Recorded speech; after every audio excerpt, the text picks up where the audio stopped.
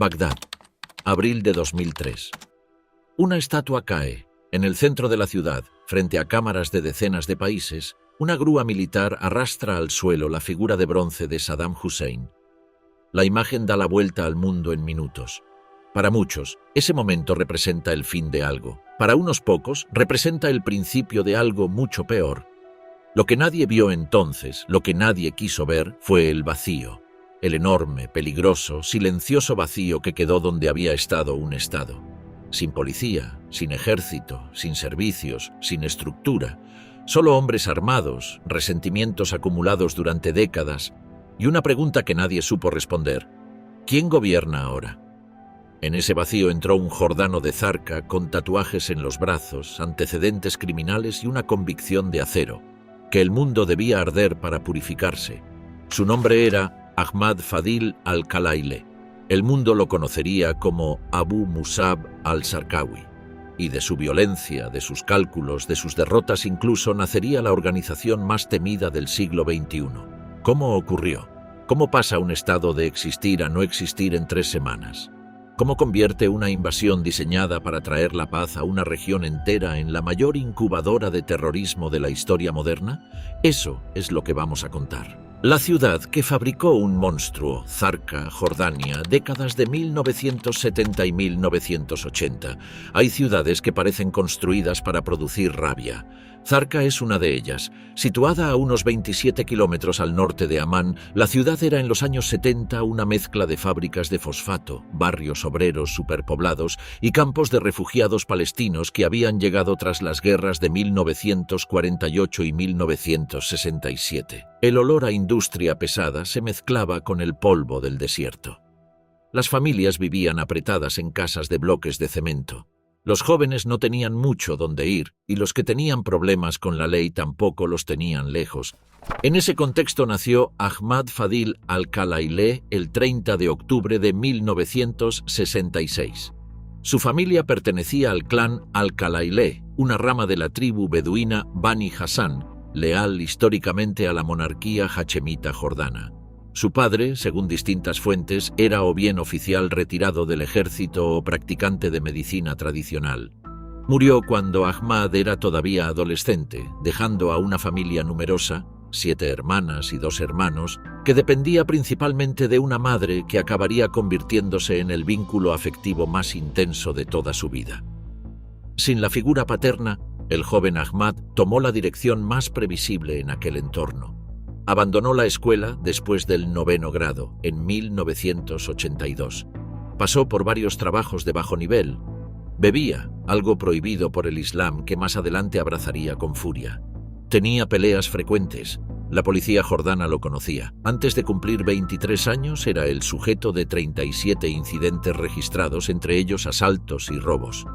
Uno especialmente grave involucró un crimen en el hogar de un familiar.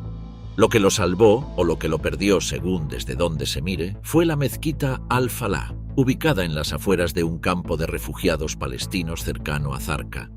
A finales de los años 80, como ocurrió con miles de jóvenes en el mundo árabe de aquella época, el islamismo radical se presentó ante él como una identidad, una causa, un código, algo que daba sentido a la rabia que llevaba años acumulando sin saber exactamente contra quién dirigirla.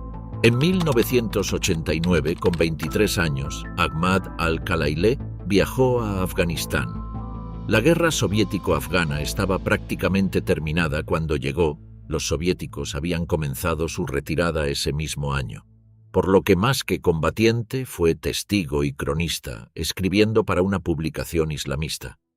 Pero Afganistán le dio algo que Zarqa nunca pudo darle: contactos, estructura y la visión de un mundo donde los combatientes de la fe podían ganar.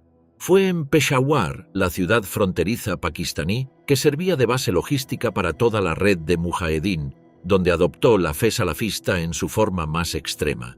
Y fue allí también donde cruzó por primera vez los círculos de Osama Bin Laden, aunque sin establecer ninguna relación significativa de inmediato. Los dos hombres se conocieron, pero Zarqawi no era nadie. Bin Laden era el heredero de una fortuna saudí. Zarqawi era un delincuente de barrio que hablaba en argot callejero y se había tatuado la piel antes de que su nueva fe le dijera que eso era haram. Regresó a Jordania en 1992 o 1993. Bueno, las fuentes no coinciden exactamente, pero fue en ese periodo. Y a diferencia de lo que habría hecho alguien con sentido de la cautela, volvió a hacer lo mismo de siempre: organizarse, almacenar armas, predicar abiertamente contra el régimen hachemita. En marzo de 1994, las fuerzas de seguridad jordanas allanaron su casa y encontraron el arsenal. Fue arrestado y condenado a 15 años de prisión. Así comenzó la etapa que lo convertiría en otra cosa. La prisión de Al-Jafr, en el desierto sudoriental jordano, era lo más cercano a un infierno terrenal que podían construir seres humanos con piedra caliza y alambre de espino. Antes de ser abandonada en 1979 y luego reabierta en 1998, había alojado a prisioneros políticos sometidos a torturas documentadas por investigadores de Naciones Unidas. Electrodos, cables eléctricos, colgados boca abajo en la posición que los guardias llamaban pollo a la parrilla. Cuando Ahmad al-Khalaileh llegó allí, fue trasladado junto a otros islamistas considerados demasiado peligrosos para las cárceles ordinarias. Lo que ocurrió dentro cambió su vida, y con el tiempo cambió el Medio Oriente. En el mismo grupo de prisioneros estaba Abu Muhammad al-Maqdisi, cuyo verdadero nombre era Asim Muhammad Tahir al-Barkawi, un clérigo y escritor palestino-jordano que con apenas 40 años era ya el teórico más influyente del yihadismo salafista. Maqdisi había escrito obras como La democracia es una religión, donde argumentaba que los regímenes árabes seculares eran apóstatas que los musulmanes tenían la obligación, no solo el derecho, de derrocar. En 2006, un estudio encargado por el Pentágono lo identificaría como el pensador nuevo más relevante del universo intelectual yihadista.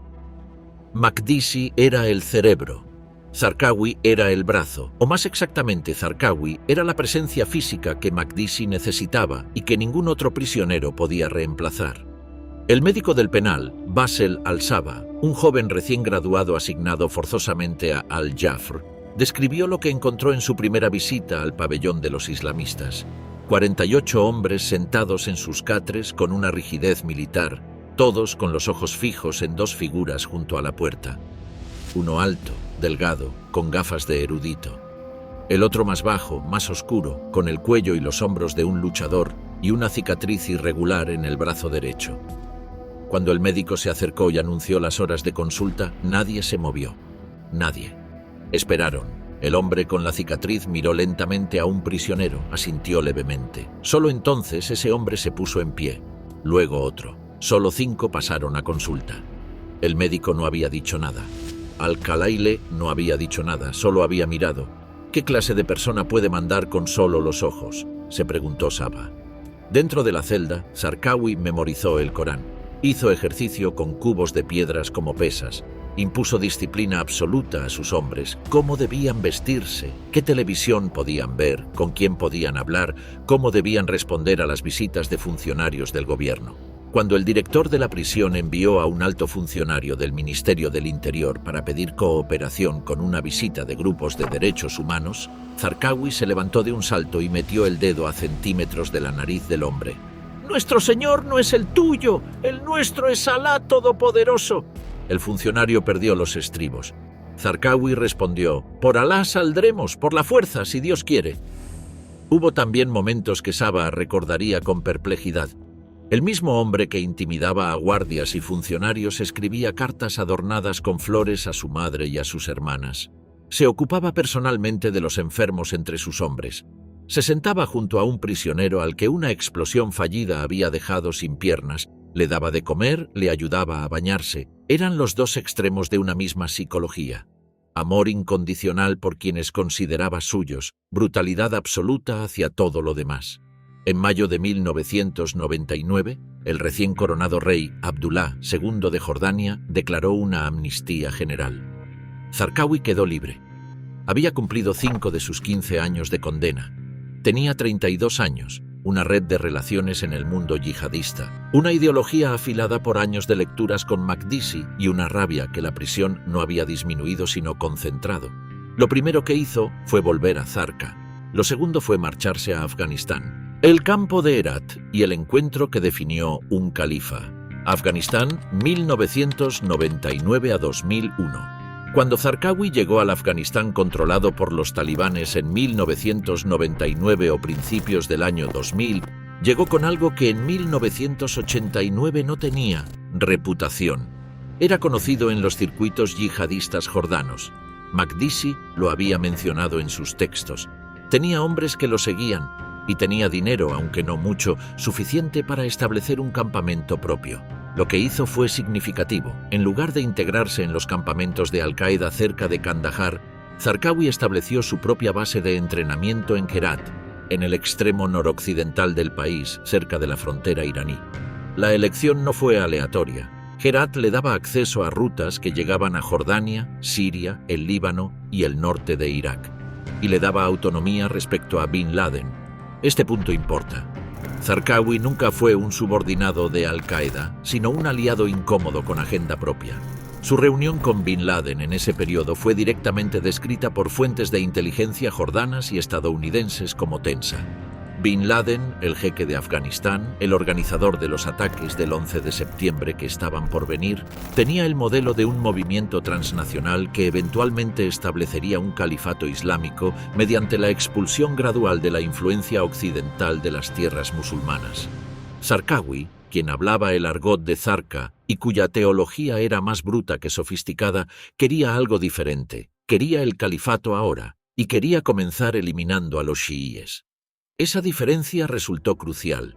El agente de la CIA Charles Sam Fadis, que operaba clandestinamente en el norte de Irak en el periodo previo a la invasión de 2003, identificó el campamento de Zarqawi en la región kurda iraquí de Kurmal, donde el grupo Ansar al-Islam, aliado de Zarqawi, aunque distintos analistas difieren sobre el grado de coordinación, operaba con relativa libertad en un enclave fuera del control de Bagdad. Fadis urgió a Washington a destruir ese campamento antes de la invasión.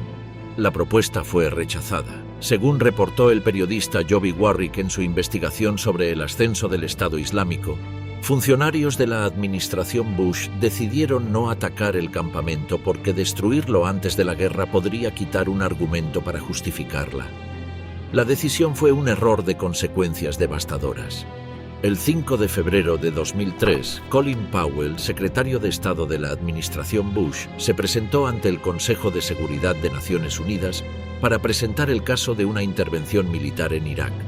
El discurso se apoyó en fotografías de satélite, grabaciones de audio y argumentos sobre armas de destrucción masiva que, como se sabría después, eran o inciertos o directamente falsos. Pero entre los argumentos había uno que resulta irónico en retrospectiva: el nombre de Abu Musab al-Zarqawi. Powell presentó a Zarqawi como el enlace directo entre el régimen de Saddam Hussein y Al-Qaeda. Dijo que su presencia en Irak probaba una conexión entre el gobierno iraquí y el terrorismo internacional que justificaba la intervención. La analista de la CIA Nada Bakos, quien en ese momento era la principal rastreadora de Zarqawi en la agencia, recordó más tarde que gritaba a la pantalla de televisión viendo el discurso de Powell. La afirmación era falsa. Zarqawi no era un agente de Saddam. Saddam, un dictador secular y baasista, desconfiaba profundamente de los yihadistas. Y Zarqawi operaba precisamente en la zona kurda al norte de Irak, que el régimen no controlaba. Pero el discurso de Powell tuvo el efecto opuesto al previsto. En lugar de aislar a Zarqawi, lo convirtió en una celebridad internacional. De la noche a la mañana, el oscuro militante jordano se transformó en la figura que el mundo entero buscaba identificar. Periodistas llegaron a Zarqa. Su foto apareció en los periódicos de todo el planeta. Los sitios web islamistas lo celebraban. Y cuando las tropas estadounidenses invadieron Irak semanas después, Zarqawi tenía un escenario, una causa y más reclutas de los que jamás habría conseguido por sus propios medios. Fue, en palabras del analista de la CIA Bruce Riedel, quien después asesoró a dos presidentes norteamericanos, uno de los regalos involuntarios más grandes que una potencia militar ha hecho jamás a un grupo terrorista: la invasión y el vacío que creó un monstruo. Irak, marzo a diciembre de 2003. El 20 de marzo de 2003, la coalición liderada por Estados Unidos cruzó la frontera de Kuwait hacia Irak. La campaña militar fue rápida. En menos de 3 semanas, las fuerzas blindadas estadounidenses tomaron Bagdad.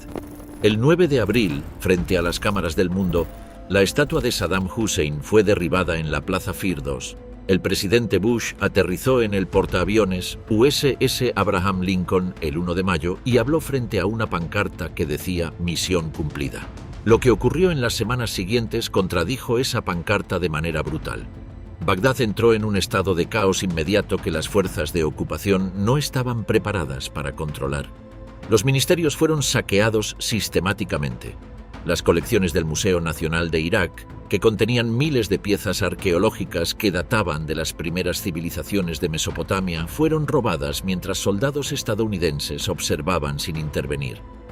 Los hospitales se vaciaron de personal y equipamiento. Las comisarías de policía quedaron abandonadas. Zonas enteras de la capital permanecieron sin ninguna presencia de autoridad durante días, a veces semanas. El plan de posguerra, si es que existió uno coherente, asumía que las estructuras institucionales del Estado iraquí seguirían funcionando bajo nueva dirección. Esa suposición resultó equivocada.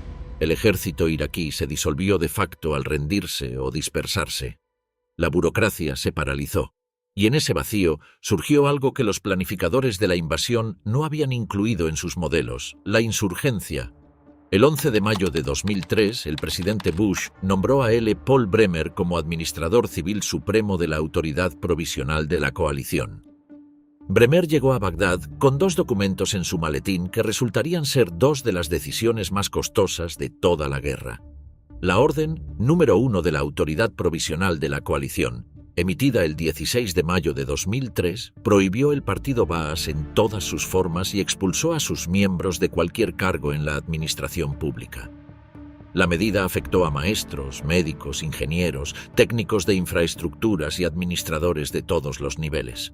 Como el partido Baas había sido, bajo Saddam, el único vehículo legal de participación política, muchos de sus miembros eran simplemente funcionarios, no ideólogos. El jefe de la estación de la CIA en Bagdad le advirtió a Bremer: «Tendrás entre 30.000 y 50.000 baasistas que se irán a la clandestinidad antes de que anochezca».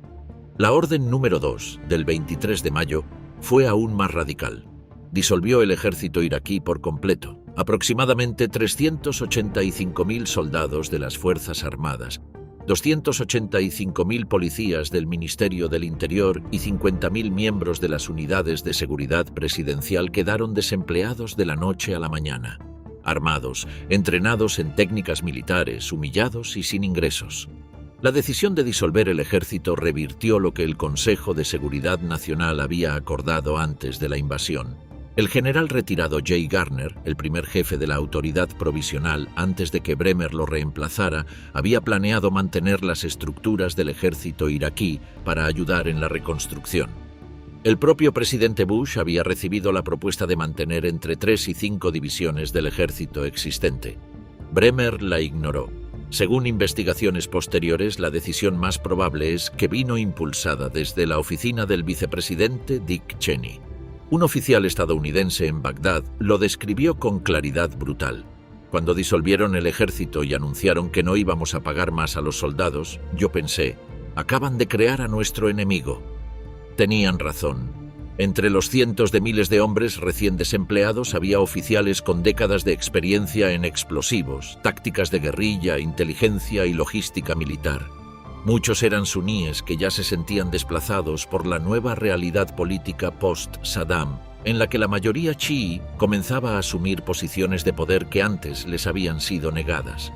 La destitución no solo fue económica, fue una humillación identitaria. Esa convergencia, exmilitares suníes humillados, yihadistas salafistas con agenda apocalíptica, es el núcleo de lo que después se llamó el Estado Islámico. Zarqawi llegó a Irak central en algún momento de 2003, probablemente antes del verano, moviéndose desde el norte. Llegó con relativamente pocos recursos, algunas armas, dinero limitado, una red pequeña de contactos. Lo que encontró fue, en sus propios términos ideológicos, el mejor campo de batalla imaginable. Un estado destruido, una ocupación extranjera que podía movilizar el anticolonialismo árabe, y una fractura sectaria entre chiíes y suníes que nadie había decidido explotar todavía de manera sistemática. Zarqawi decidió hacerlo él. Sus primeros ataques en Irak durante el verano y otoño de 2003 revelaron una estrategia que analistas de inteligencia como Bruce Riddle identificarían más tarde como brillanteza estratégica, aunque el término resulte amargo. El 7 de agosto de 2003 explotó un coche bomba frente a la embajada de Jordania en Bagdad, matando a 17 personas. El mensaje era múltiple: atacar a un gobierno árabe que colaboraba con la ocupación, demostrar capacidad operativa y avisar a otros países árabes de lo que les esperaba si apoyaban la presencia estadounidense. 12 días después, el 19 de agosto, otro camión cargado de explosivos destruyó la sede de Naciones Unidas en Bagdad. El atentado mató a 22 personas, entre ellas al alto comisionado de la ONU para Irak, Sergio Vieira de Mello. El efecto fue exactamente el que Zarqawi quería. La ONU retiró su personal de Irak. Las organizaciones no gubernamentales comenzaron a marcharse. La reconstrucción internacional del país se paralizó. Los estadounidenses quedaron solos en un país que ardía. Luego, el 29 de agosto de 2003, explotó un coche bomba en la ciudad santa chií de Nayaf, junto a la mezquita del Imán Ali. Murieron más de 80 personas, entre ellos el ayatolá Muhammad Baqir al-Hakim, uno de los líderes religiosos chiíes más prominentes de Irak. Con ese atentado, Zarqawi abría el tercer frente de su estrategia: provocar una guerra civil entre suníes y chiíes. El razonamiento era frío y deliberado. Una guerra sectaria haría imposible cualquier reconciliación política en Irak. Convertiría a los suníes en víctimas que necesitarían protectores armados, que él podía ser, y crearía las condiciones de caos total en las que solo los más radicales podrían sobrevivir y prosperar.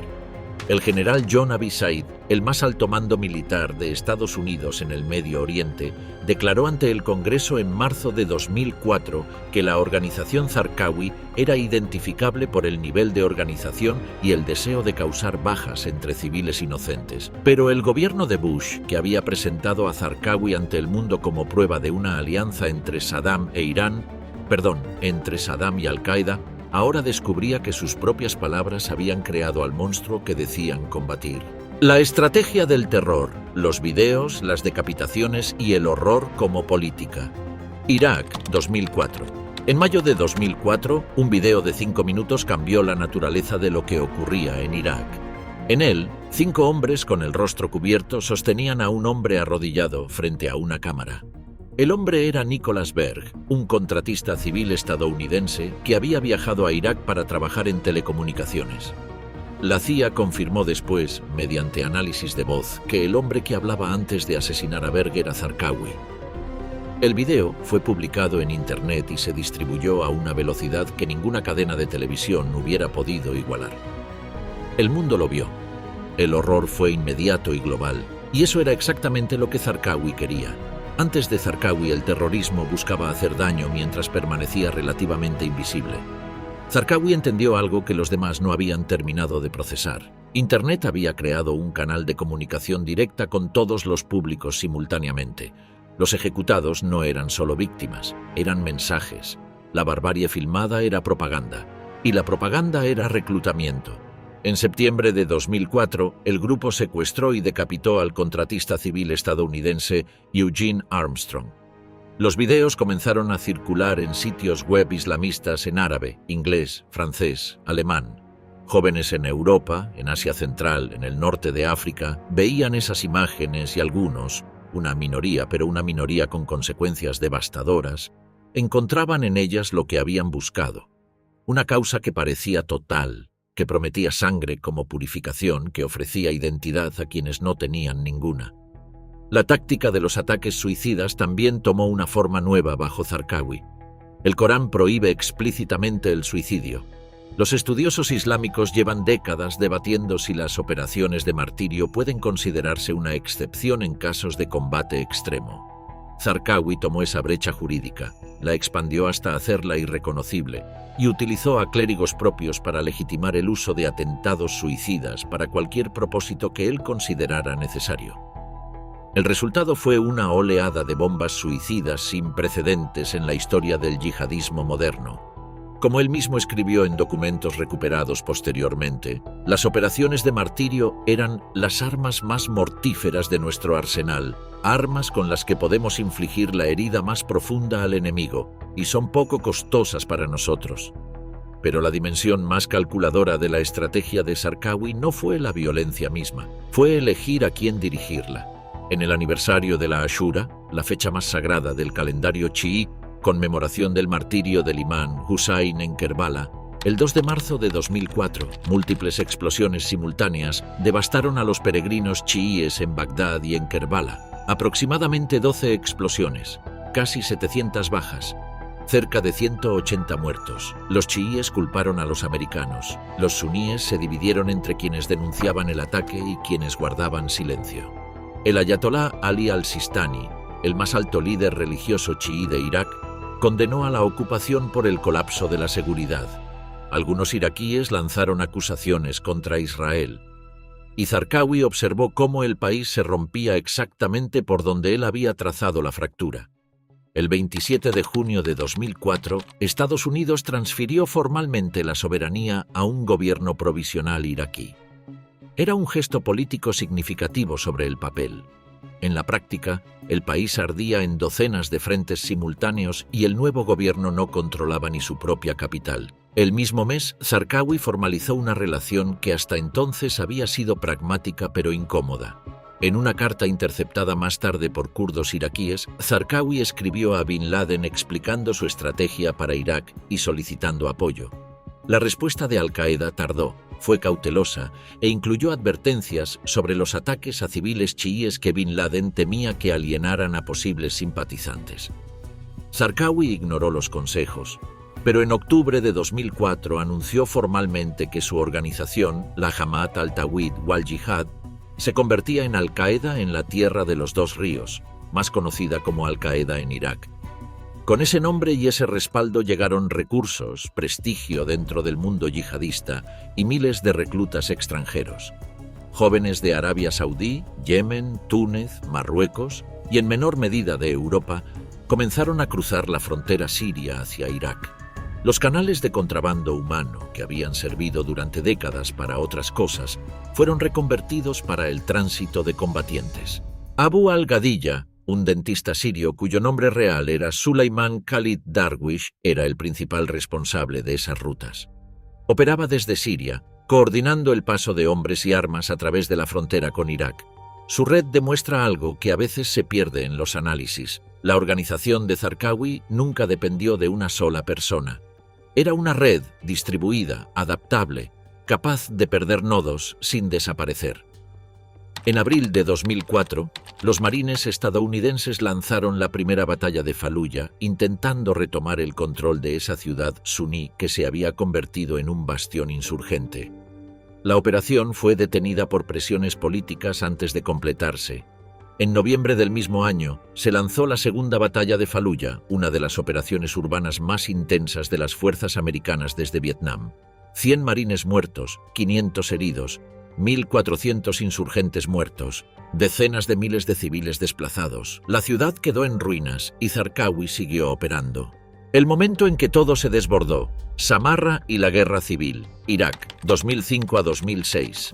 El 22 de febrero de 2006, antes del amanecer, un grupo de hombres disfrazados de policías irrumpió en el recinto del santuario de Al-Askari en Samarra, una ciudad a 100 kilómetros al norte de Bagdad. El santuario albergaba las tumbas de los imanes Ali al-Hadi y Hassan al-Askari, el 10º y 11º imanes del Islam chií, venerados por cientos de millones de personas en todo el mundo. Los atacantes colocaron explosivos en la cúpula dorada del santuario. A las 6:55 de la mañana la hicieron volar. Lo que quedó fue escombros. Lo que siguió fue una guerra civil de facto. En las horas posteriores al atentado, milicias chiíes atacaron mezquitas suníes en represalia. En 24 horas, más de 20 mezquitas suníes habían sido incendiadas o dañadas. Los asesinatos sectarios comenzaron a registrarse por decenas cada día. El ejército iraquí, que ya era una institución frágil con lealtades divididas, se fragmentó aún más. Barrios enteros de Bagdad fueron limpiados étnicamente a lo largo de los meses siguientes. Familias suníes expulsadas de zonas predominantemente chiíes. Familias chiíes huyendo de zonas suníes. Los cadáveres aparecían cada mañana en las calles con señales de tortura. El atentado de Samarra no fue reivindicado de forma inmediata y todavía hay debate sobre la autoría exacta. Pero su efecto fue exactamente el que Zarqawi había descrito en textos interceptados años antes: crear una espiral de violencia sectaria irreversible. Zarqawi había escrito que la única forma de despertar a los suníes e incorporarlos a la yihad era amenazarlos de muerte, y para hacerlos sentir amenazados había que provocar primero a los chiíes. El plan había funcionado. El coste fue inmenso. Miles de civiles inocentes murieron en los meses posteriores a Samarra. Según distintas estimaciones, entre 2006 y 2007 Bagdad perdió a decenas de miles de residentes solo por la violencia directa, sin contar el desplazamiento masivo, hospitales desbordados, fosas comunes descubiertas en las afueras de la ciudad. Equipos de fútbol iraquíes que antes incluían suníes y chiíes ahora jugaban separados, porque mezclarlos era peligroso. Y mientras Irak se desangraba, Zarqawi seguía activo. En noviembre de 2005, operativos de Al-Qaeda en Irak llevaron a cabo la mayor matanza terrorista en la historia de Jordania hasta esa fecha. 3 atentados simultáneos en hoteles de Amán, el Radisson SAS, el Grand Hyatt y el Days Inn, que mataron a 60 personas, la mayoría invitados a una boda. Sajida al-Rishawi, una mujer iraquí de 35 años que había aceptado casarse con un desconocido para actuar como equipo suicida mixto, entró al salón de bodas del Radisson llevando un chaleco explosivo. Cuando intentó detonarlo, el dispositivo falló. Su marido, Ali Hussein Ali al-Shamari, sí logró hacer explotar el suyo. Al-Rishawi huyó en pánico. La encontraron días después, vagando por el norte de Ammán en taxi, todavía con rastros de sangre en la ropa, preguntando a desconocidos por direcciones. La detuvieron. La sometieron a interrogatorio y pasaría casi 10 años en una celda de la prisión de mujeres de Juwaida hasta que su historia volvió a primera página en enero de 2015. Los atentados de Ammán tuvieron un efecto que Zarqawi no anticipó del todo. Unieron a Jordania contra él. El rey Abdullah II, que estaba en Washington en ese momento, llamó a sus asesores en Amán para acelerar la ejecución de 2 condenados a muerte relacionados con Al-Qaeda. El público jordano, que no siempre había estado unido en su condena de Zarqawi, salió a las calles en manifestaciones espontáneas. «¡Al Zarqawi, vete al infierno!», gritaban. Sacerdotes y clérigos jordanos firmaron declaraciones conjuntas. La inteligencia jordana, ya de por sí motivada, intensificó aún más la cooperación con sus contrapartes estadounidenses. Esa cooperación fue decisiva. La muerte de Zarqawi y lo que no murió con él. Irak, junio de 2006. En los meses previos a la muerte de Zarqawi, el general Stanley McChrystal comandaba la Fuerza de Operaciones Especiales Conjuntas encargada de cazarlo. McChrystal había transformado la estructura de inteligencia militar estadounidense en Irak de una manera que él mismo describió como la diferencia entre aplicar golpes de cuerpo a intervalos y hacerlo de manera implacable. Su equipo procesaba docenas de operaciones por noche, construyendo en tiempo real un mapa de la red de Zarqawi a partir de cada captura, cada teléfono intervenido, cada detenido que hablaba. La red fue cerrándose gradualmente. Cada operativo capturado señalaba al siguiente. Cada nodo de la organización revelaba otro. El 7 de junio de 2006, una serie de interceptaciones de comunicaciones y la vigilancia de un vehículo llevaron a un F-16 de la Fuerza Aérea estadounidense a la ubicación de Zarqawi, en una casa cerca de Bakuba, al norte de Bagdad. 2 bombas de 225 kilos destruyeron el edificio. Cuando los soldados llegaron al lugar, encontraron a Zarqawi con vida entre los escombros, pero murió minutos después por hemorragia pulmonar. Tenía 39 años. El primer ministro iraquí, Nouri al-Maliki, anunció la noticia ante las cámaras. Washington celebró. La CIA y los militares interpretaron la muerte de Zarqawi como un golpe decisivo para Al-Qaeda en Irak. Lo era, en el sentido más inmediato. Pero la organización que Zarqawi había construido era precisamente eso. Una organización, no una figura individual. Las estructuras de mando habían sido diseñadas para sobrevivir a la pérdida de cualquier líder. Los canales de financiamiento, las rutas de contrabando, las redes de reclutamiento, la infraestructura mediática, todo eso existía independientemente de Zarqawi. Menos de una semana después de su muerte, Al-Qaeda en Irak anunció que el mando pasaba a Abu Ayyub al-Masri, cuyo nombre real era Abd al-Munim Izzadin Ali al-Badawi, un explosivista egipcio, también conocido como Abu Hamza al-Muhajir. Junto a él, en el mando nominal político, apareció una figura cuya existencia muchos analistas no terminaban de verificar: Abu Omar al-Baghdadi, cuyo nombre real era Hamid Dawood Mohamed Khalil al-Sawi, un exoficial del partido Baas iraquí. Y en octubre de 2006 ocurrió algo que pasó relativamente desapercibido en medio del caos iraquí, pero que resultaría ser el momento más importante de toda la historia del Estado Islámico. La organización se fusionó con varios grupos insurgentes suníes y proclamó el Estado Islámico de Irak. El nombre importaba. Dejar de llamarse Al-Qaeda en Irak y proclamarse Estado Islámico de Irak era una declaración de intenciones, ya no eran una filial terrorista, eran un embrión de Estado. El contraataque, el surge y el despertar suní. Irak 2007 a 2009. En enero de 2007, el presidente Bush anunció un cambio radical de estrategia en Irak. El surge o refuerzo, que añadía aproximadamente 20.000 soldados adicionales a los ya desplegados. Junto con el aumento de tropas, llegó un cambio doctrinal fundamental impulsado por el general David Petraeus, basado en los principios de la contrainsurgencia: proteger a la población civil, establecer presencia permanente en los barrios y dividir a los insurgentes de la población local. Pero el factor más decisivo en el debilitamiento del Estado Islámico de Irak entre 2007 y 2009 no fue el refuerzo de tropas por sí solo. Fue el movimiento del despertar suní, también llamado los Hijos de Irak o la Anbar Awakening. El crecimiento del grupo comenzó a volverse contraproducente para él mismo. En Anbar, la provincia suní occidental, los métodos del Estado Islámico de Irak eran tan brutales que incluso los líderes tribales que habían apoyado la insurgencia antiamericana empezaron a reaccionar. Zarqawi había intentado imponer una versión extrema de la ley islámica en las zonas que controlaba, prohibiendo el tabaco, decapitando a quienes consumían alcohol, ejecutando a cualquiera sospechoso de colaborar con los americanos o el gobierno chií. Esto incluía a comerciantes, agricultores, jueces locales y en muchos casos simplemente a hombres que se negaban a dar a sus hijas en matrimonio a los combatientes.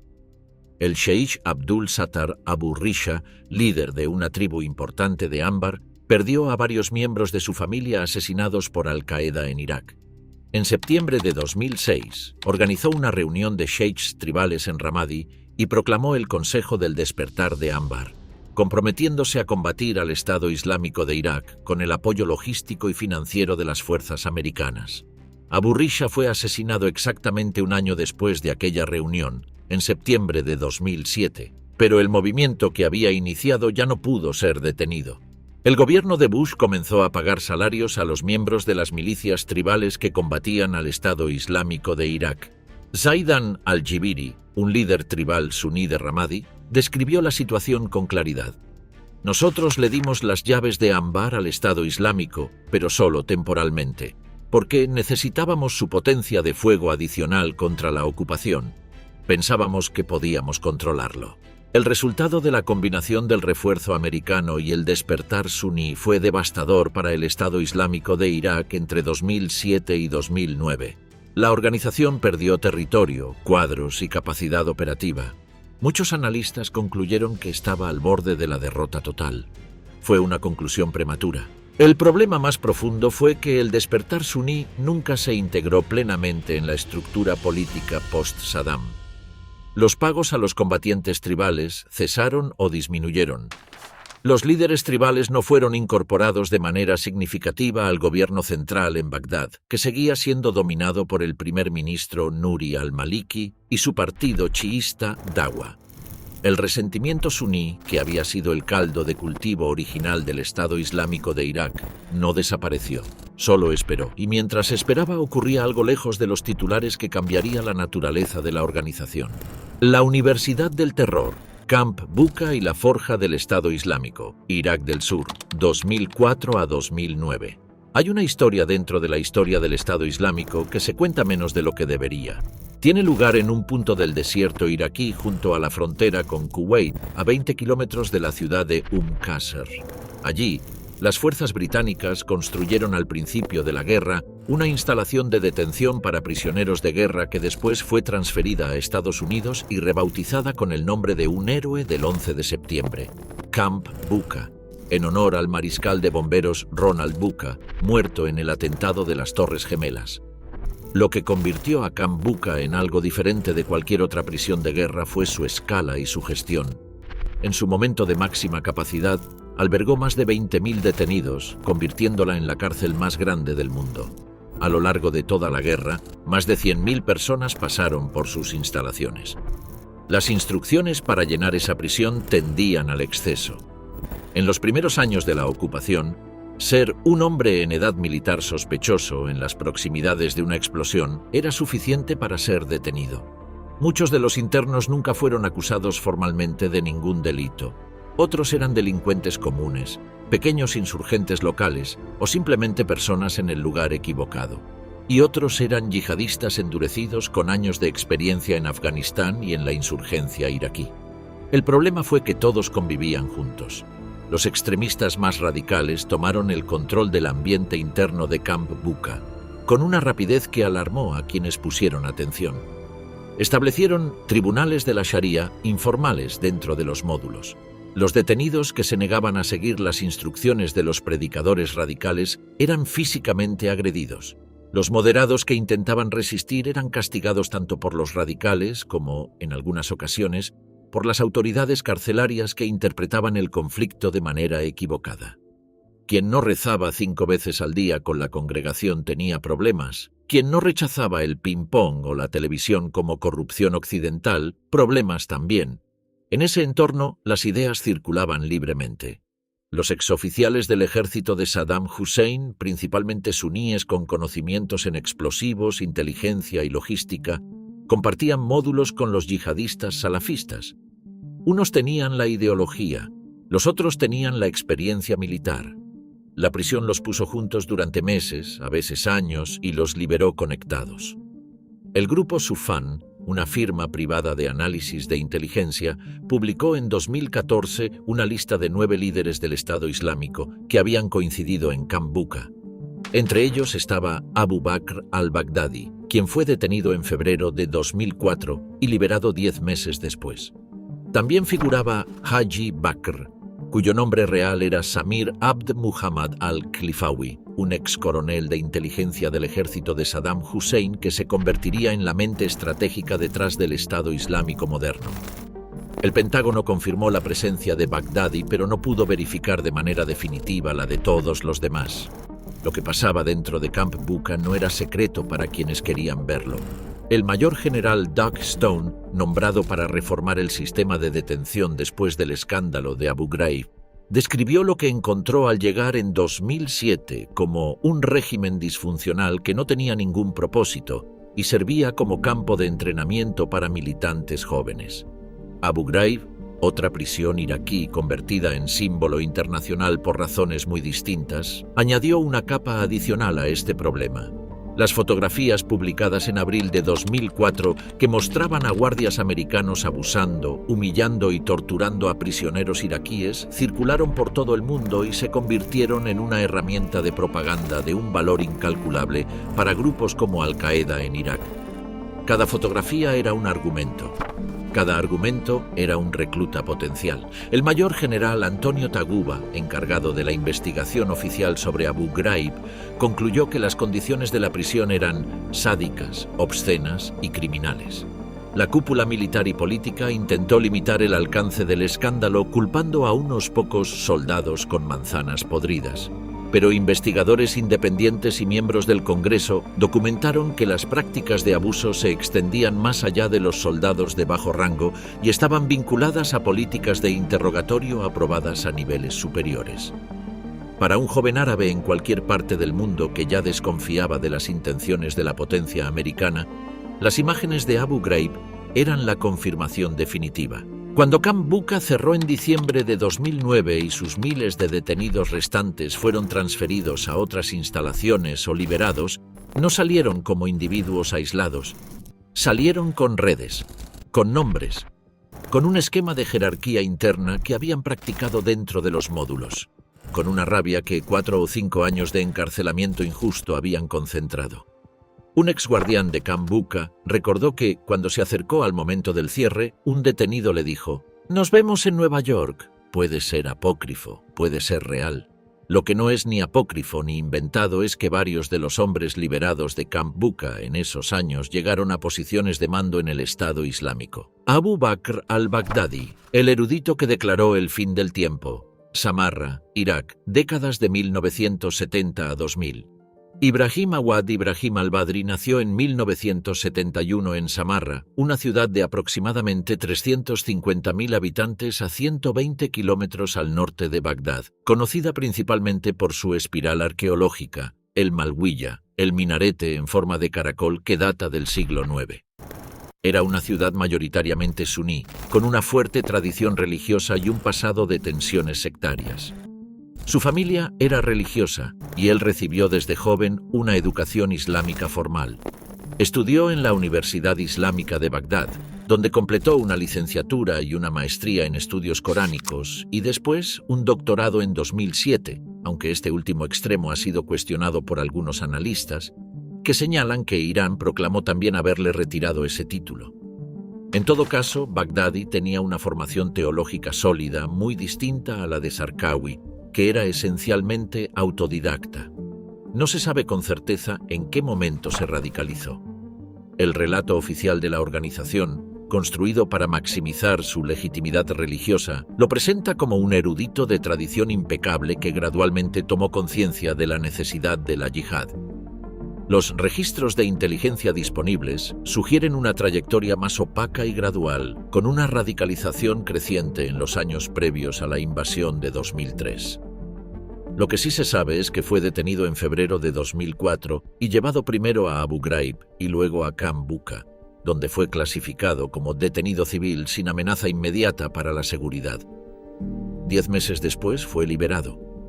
Esa clasificación resulta difícil de entender a la luz de lo que vino después, aunque los registros del Pentágono confirman que en ese momento no había indicios claros de que fuera a convertirse en lo que se convirtió. Lo que Camp Bucca le dio no fue radicalizarlo, ya lo era, sino conectarlo. Dentro de los módulos, según múltiples testimonios y análisis de inteligencia posteriores, Baghdadi se relacionó con exoficiales del ejército de Saddam, con cuadros experimentados de Al-Qaeda en Irak, y con hombres que compartían tanto la rabia como las habilidades para hacer algo con ella. Después de ser liberado, Baghdadi se movió dentro de la red insurgente iraquí con un perfil deliberadamente bajo. Fue ascendiendo dentro de la jerarquía del Estado Islámico de Irak, el nombre que la organización había adoptado en 2006, sin aparecer en los titulares ni en las listas de búsqueda prioritarias de la inteligencia americana. Esa invisibilidad fue en sí misma una táctica. Cuando Abu Ayyub al-Masri y Abu Omar al-Baghdadi murieron en un ataque aéreo estadounidense en abril de 2010, en una operación basada en intercepción de señales cerca de Tikrit, Ibrahim al-Badri emergió como el nuevo líder del Estado Islámico de Irak, bajo el nombre de Abu Bakr al-Baghdadi. La transición fue anunciada con un comunicado que subrayaba su linaje religioso y su supuesta descendencia del profeta. Bajo su dirección, la organización comenzó un proceso de transformación que tenía poco que ver con el modelo de Al-Qaeda y mucho con algo más antiguo y más ambicioso: la construcción de un Estado real. Haji Bakr y el arquitecto del protoestado. Irak y Siria, 2010 a 2013. Samir Abd Muhammad al-Klifawi no era un predicador, era un estratega. Ex coronel de la inteligencia militar bajo Saddam Hussein, había sido detenido en Camp Bucca y liberado con el conocimiento de que sabía construir sistemas de vigilancia, reclutamiento y control que ningún yihadista autodidacta podría diseñar. Conocido dentro de la organización como Haji Bakr, fue el verdadero arquitecto operativo del Estado Islámico en sus años de expansión territorial. Cuando en 2011 Siria comenzó a derrumbarse bajo el peso de la guerra civil, Haji Bakr vio antes que nadie lo que representaba ese territorio. No un refugio temporal, sino un laboratorio. un espacio donde la organización podía experimentar con formas de gobierno, de control poblacional y de administración que en Irak ya no eran posibles dado el nivel de vigilancia americana y del gobierno de Maliki. Los planes que Haji Bakr elaboró, algunos de ellos recuperados y analizados por la periodista alemana Christoph Reuter para Der Spiegel después de la muerte de Haji Bakr en enero de 2014, mostraban un nivel de sofisticación burocrática que nadie esperaba de un grupo al que muchos todavía consideraban exclusivamente terrorista. Había registros de población, sistemas de reclutamiento de informantes dentro de las propias comunidades que querían controlar, estructuras de seguridad interna diseñadas para detectar y eliminar cualquier forma de disidencia antes de que pudiera organizarse, métodos para identificar a hombres influyentes locales y utilizarlos, o bien incorporarlos, o bien eliminarlos si se negaban. El modelo combinaba la racionalidad administrativa de un aparato estatal con la brutalidad de una organización terrorista. No era el caos, era exactamente lo contrario. Mientras Haji Bakr trabajaba en la arquitectura del protoestado, Abu Muhammad al-Yulani, un sirio que había sido reclutado en Irak años antes, fue enviado a Siria en 2011 para establecer una rama de la organización. El grupo que Yulani fundó se llamó Jabhat al-Nusra, el Frente al-Nusra, y su anuncio formal, el 24 de enero de 2012, fue acompañado por una campaña mediática en Internet que, con irónicos ecos del lanzamiento de un producto tecnológico, prometía durante 2 días con un banner en los sitios web islamistas una gran noticia. Al-Nusra fue inicialmente bien recibido por partes de la oposición siria que combatía a Bashar al-Assad. Era efectivo militarmente, pagaba bien a sus combatientes y mantenía cierta disciplina. Pero su naturaleza yihadista lo separaba profundamente de la mayoría de la oposición siria que quería democracia, no un califato. La relación entre al-Nusra y el Estado Islámico de Irak fue siempre tensa. Cuando en abril de 2013 Baghdadi anunció unilateralmente que al-Nusra y el Estado Islámico de Irak se fusionaban en el Estado Islámico de Irak y el Levante, en árabe, Edulat el-Islamiyya fil Arak wa Shem, abreviado ISIS o ISIL, también conocido como Daesh por su acrónimo árabe, Yulani rechazó la fusión y apeló directamente a Ayman al-Zawahiri, el líder de Al-Qaeda. Zawahiri falló a favor de mantener al-Nusra como entidad separada y ordenó a Baghdadi que no expandiera su autoridad a Siria. Baghdadi ignoró la orden, y en febrero de 2014, Al-Qaeda rompió formalmente sus lazos con el Estado Islámico de Irak y el Levante. El momento en que el Estado Islámico fue expulsado de Al-Qaeda es, en retrospectiva, el momento en que se volvió plenamente autónomo. Ya no dependía del paraguas de ninguna organización más grande. No necesitaba el respaldo de Zawahiri y tenía algo que Al-Qaeda nunca había tenido ni aspirado a tener: territorio real.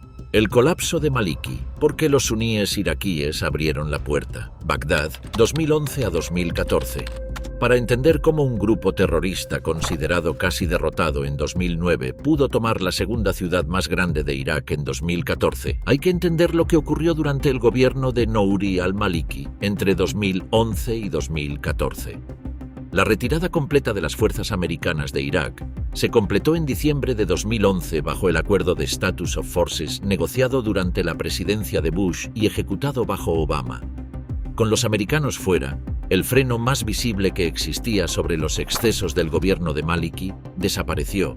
Lo que siguió fue una sistemática campaña de marginación política de los suníes iraquíes. Maliki utilizó los aparatos de seguridad del Estado, controlados mayoritariamente por el partido chiísta Dawa y por milicias leales a Irán, para perseguir a líderes políticos suníes. El vicepresidente Tariq al-Hashimi fue acusado de orquestar asesinatos y forzado al exilio en Turquía en 2012, después de que Maliki emitiera una orden de arresto contra él. El ministro de Finanzas Rafi al-Isawi, también suní, fue investigado. Prominentes líderes tribales suníes que habían cooperado con la ocupación americana durante el despertar de Anbar fueron arrestados o perseguidos.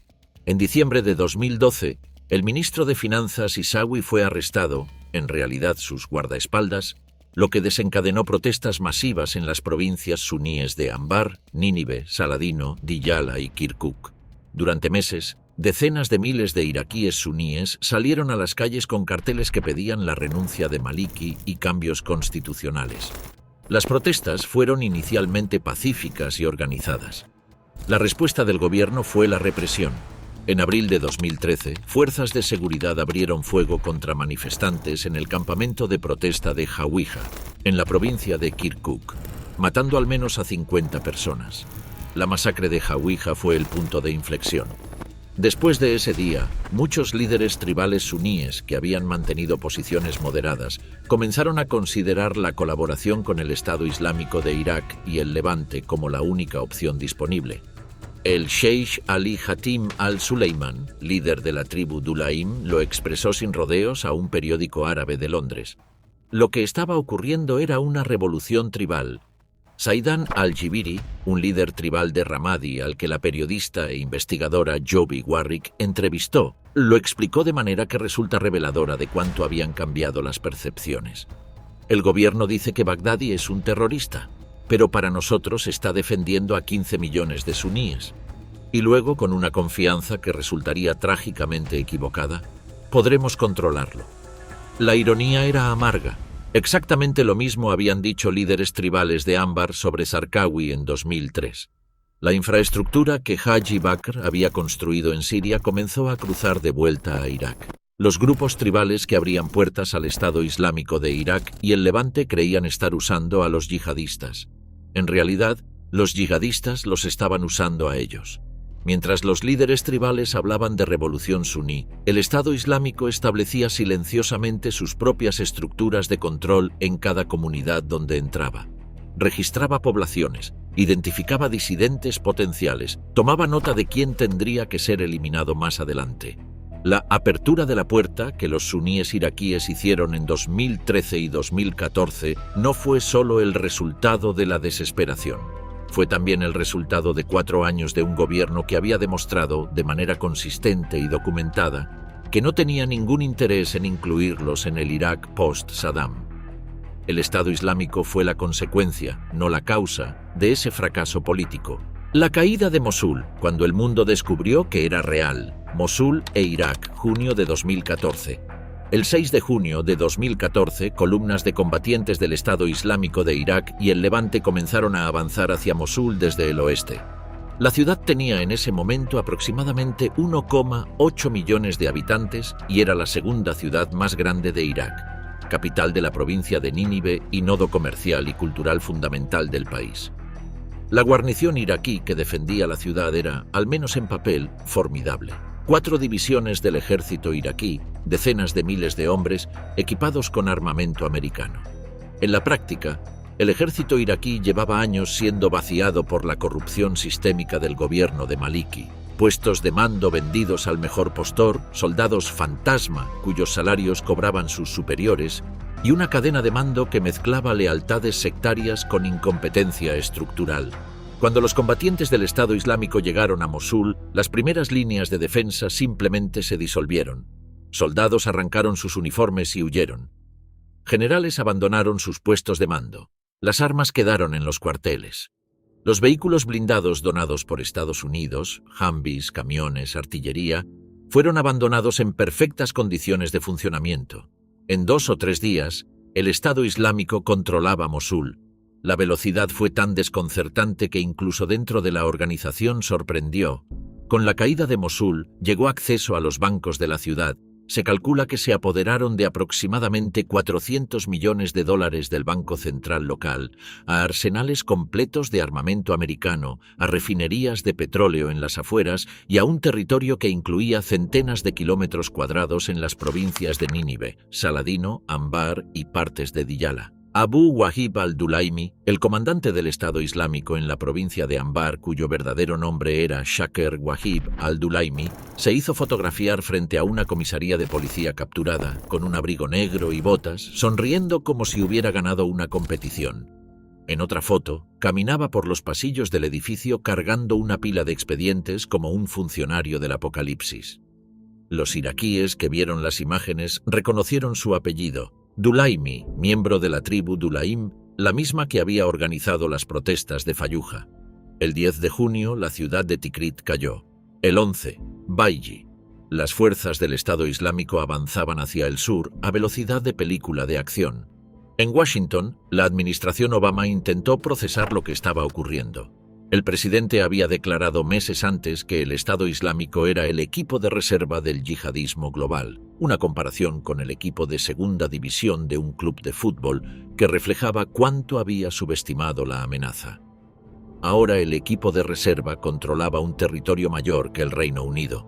El gobierno iraní, profundamente alarmado por la caída de la ciudad donde estaba enterrado uno de los imanes más venerados del chiismo, movilizó consejeros militares a Irak con una velocidad que contrastó con la lentitud de la respuesta americana.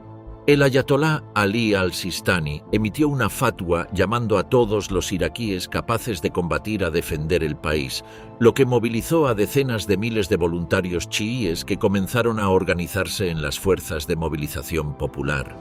Maliki, cuyas políticas habían creado en buena parte las condiciones para este desastre, renunció el 14 de agosto de 2014, reemplazado por Haider al-Abadi, un político chiísta del mismo partido pero con un perfil menos sectario, pero el daño ya estaba hecho. El califato, un estado con pasaportes, petróleo y propaganda. Mosul y Siria, junio de 2014 en adelante. El 29 de junio de 2014, un domingo, el portavoz oficial del Estado Islámico, Abu Muhammad al-Adnani, publicó un comunicado de audio de aproximadamente 40 minutos. El comunicado anunciaba que la organización abandonaba el nombre de Estado Islámico de Irak y el Levante y se proclamaba simplemente Estado Islámico. Y añadía algo sin precedentes en la historia del yihadismo moderno, que se restauraba el califato islámico con Abu Bakr al-Baghdadi como califa de todos los musulmanes.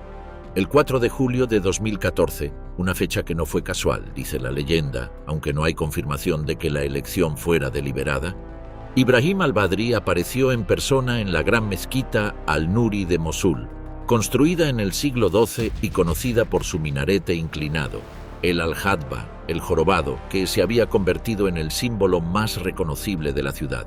Vestido completamente de negro, túnica, turbante, todo negro, subió al púlpito y dirigió la oración del viernes ante cientos de hombres. Era su primera aparición pública documentada. El mundo llevaba años buscando fotos nítidas de Abu Bakr al-Baghdadi y encontrando solo imágenes borrosas. Ahora aparecía en video, en alta definición, declarando el retorno de una institución que no había existido desde la abolición del califato otomano en 1924 por Mustafa Kemal Atatürk. La elección de la mezquita Al-Nuri no fue accidental. En el año 1174, el sultán Nur ad-Din Zangi construyó esa mezquita y ordenó construir su minarete. Usar ese espacio equivalía a invocar deliberadamente una continuidad histórica de 8 siglos y medio. Era un gesto que hablaba a quien tenía los conocimientos para entenderlo.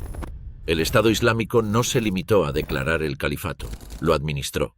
En los territorios que controlaba, que en su momento de máxima expansión, a finales de 2014, cubrían aproximadamente 8 millones de personas en un territorio equivalente a Gran Bretaña. El Estado Islámico estableció estructuras administrativas que funcionaban. Recolectaba impuestos que llamaba zakat según la terminología islámica. Controlaba y vendía petróleo de los pozos que había capturado en Siria e Irak, generando, según estimaciones de los investigadores, entre 1 y 3 millones de dólares diarios en su punto más alto. Emitía pasaportes que algunos países reconocían de facto. Pagaba salarios a sus combatientes, dirigía juzgados que aplicaban una versión extrema de la ley islámica, mantenía un departamento de enseñanza que rediseñó currículos escolares para eliminar cualquier contenido que contradijera su visión del mundo. La maquinaria propagandística era de una sofisticación técnica sin precedentes en la historia del terrorismo. El departamento mediático Al-Hayat producía videos de alta definición en árabe, inglés, francés, alemán, turco y otras lenguas. Publicaba una revista digital en inglés llamada Dabiq, en referencia al pueblo sirio donde las profecías apocalípticas islamistas pronostican la batalla final, con maquetación profesional, análisis teológico y artículos de reclutamiento. Los videos de ejecuciones estaban editados con música de fondo, títulos en varios idiomas y transiciones cinematográficas. La muerte era producida como entretenimiento, La combinación de control territorial, administración funcional, propaganda sofisticada y brutalidad sistémica atrajo a un número de combatientes extranjeros que superó todo lo anterior. Se estima que entre 2013 y 2016, entre 27.000 y 40.000 personas de más de 100 países viajaron a Irak y Siria para unirse al Estado Islámico. Incluían hombres y mujeres de Francia, Bélgica, Alemania, Reino Unido, Rusia, Kazajstán, Túnez, Arabia Saudí, Marruecos y decenas de países más. La violencia no era solo política, era teológica. El Estado Islámico adoptó y aceleró la obsesión apocalíptica que Zarqawi ya había comenzado a articular en los videos de 2004. Según su lectura particular de ciertos hadices, textos que recogen las palabras y acciones del profeta, la batalla final entre el bien y el mal en la localidad siria de Davik precipitaría el fin de los tiempos y la victoria definitiva del Islam. Esta narrativa escatológica tenía un efecto específico sobre los reclutas. Transformaba la muerte en combate, no en una pérdida, sino en una garantía de participar en el acontecimiento más importante de la historia humana. La matanza de yazidíes en la región de Sinjar, en agosto de 2014, ilustra hasta dónde llegaba esa lógica. Los yazidíes son una minoría religiosa que practica una fe sincrética con elementos del zoroastrismo, el islam y el judaísmo. El Estado Islámico los clasificó como adoradores del diablo y llevó a cabo contra ellos lo que investigadores de Naciones Unidas han calificado como genocidio. Hombres asesinados por miles, mujeres y niñas esclavizadas como sabaya, esclavas sexuales, siguiendo una interpretación obscena de textos teológicos. Miles de mujeres yazidíes siguen sin aparecer. Los ataques fuera de Irak y Siria, ya sea directamente organizados por la organización central o inspirados por su propaganda, dejaron rastros de sangre en Francia, Bélgica, Alemania, Turquía, Túnez, Líbano, Egipto y muchos otros países. El ataque de París del 13 de noviembre de 2015, que mató a 130 personas en el Bataclan y otros lugares de la ciudad, fue coordinado directamente desde Siria. El de Bruselas el 22 de marzo de 2016, 32 muertos. El de Niza el 14 de julio de 2016, 86 muertos aplastados por un camión durante los fuegos artificiales del Día de la Bastilla. El califato duraba desde hacía 2 años y ya había derramado sangre en 3 continentes. La guerra para destruirlo, coalición, kurdos y la lenta reconquista. Irak y Siria, 2014 a 2019. El 8 de agosto de 2014, Estados Unidos inició una campaña de bombardeos aéreos contra el Estado Islámico en Irak. El 22 de septiembre, la coalición extendió los ataques a Siria. Gradualmente, más de 70 países se incorporaron a la coalición, aunque con grados de participación muy distintos. La lucha terrestre fue asumida principalmente por 3 tipos de fuerzas: el ejército iraquí reformado con entrenamiento y equipamiento americano, las milicias de las Fuerzas de Movilización Popular chiítas apoyadas por Irán, y las fuerzas democráticas sirias lideradas por las milicias kurdas del YPG en el noreste de Siria. La reconquista fue lenta y devastadora para las ciudades donde tuvo lugar. Tikrit fue recuperada en marzo de 2015, Sinjar en noviembre de 2015, Faluya en junio de 2016. La batalla de Mosul comenzó en octubre de 2016 y duró 9 meses, siendo la operación urbana más grande desde la Segunda Guerra Mundial en algunos aspectos. Cuando las fuerzas iraquíes tomaron el control de la ciudad en julio de 2017, los barrios históricos de la ciudad vieja estaban reducidos a escombros. La gran mezquita Al-Nuri, el minarete inclinado que había sido símbolo de Mosul durante casi 900 años, fue volada por el propio Estado Islámico el 21 de junio de 2017, días antes de que las fuerzas iraquíes llegaran. Raqqa, la capital de facto del califato en Siria, fue tomada por las fuerzas democráticas sirias en octubre de 2017 después de meses de combates que dejaron la ciudad en condiciones similares a Mosul. Baghouz, un pequeño pueblo a orillas del Éufrates en el extremo oriental de Siria, fue el último reducto territorial del califato. El 23 de marzo de 2019, las fuerzas democráticas sirias anunciaron el control total sobre el área y la derrota del califato territorial. Había durado exactamente 4 años, 8 meses y 24 días. Abu Bakr al-Baghdadi murió el 26 de octubre de 2019 en un raid nocturno de fuerzas especiales americanas en la provincia siria de Idlib, controlada por grupos yihadistas rivales que presuntamente lo habían delatado. Detonó su chaleco explosivo en un túnel mientras huía, matándose a sí mismo y a 3 de sus hijos. Donald Trump anunció la muerte de Baghdadi en una conferencia de prensa dramática en la que lo describió muriendo llorando, llorando y gritando. Los medios de comunicación cuestionaron si había forma de verificar esa descripción. Lo que queda, la hidra sin cabeza. Decir que el Estado Islámico fue derrotado en 2019 es preciso en un sentido muy concreto. Perdió todo el territorio que controlaba. Sus estructuras administrativas colapsaron.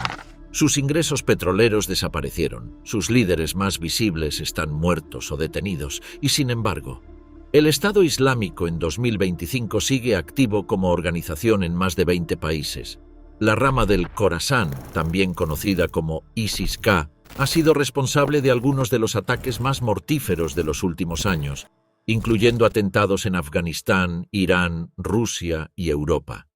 La rama del Sahel opera en Burkina Faso, Mali y Níger, aprovechando vacíos de gobernanza y resentimientos locales que guardan una perturbadora similitud con los que existían en el Irak de 2003. La rama del Sinaí opera contra el ejército egipcio. La de la provincia de Somalia actúa en paralelo y a veces en competencia con Al-Shabaab. El modelo que el Estado Islámico probó y perfeccionó, entrar en zonas de vacío gubernamental, establecer una mínima infraestructura de control, reclutar entre los agraviados locales, combinar violencia extrema con servicios básicos y usar Internet para proyectar poder simbólico más allá del territorio que físicamente controlan, ha sido adoptado, adaptado o imitado por docenas de grupos en todo el mundo. La ideología tampoco ha desaparecido, sigue circulando por canales de Telegram, aplicaciones cifradas de mensajería y servidores en jurisdicciones donde la regulación es laxa o inexistente. Sigue reclutando a jóvenes que se sienten marginados, humillados, sin futuro. La narrativa apocalíptica de Davik, la idea de que participar en la violencia del Estado Islámico equivale a participar en el acontecimiento definitivo de la historia humana, sigue siendo seductora para ciertos perfiles. Los presos del Estado Islámico presentan otro problema sin solución clara.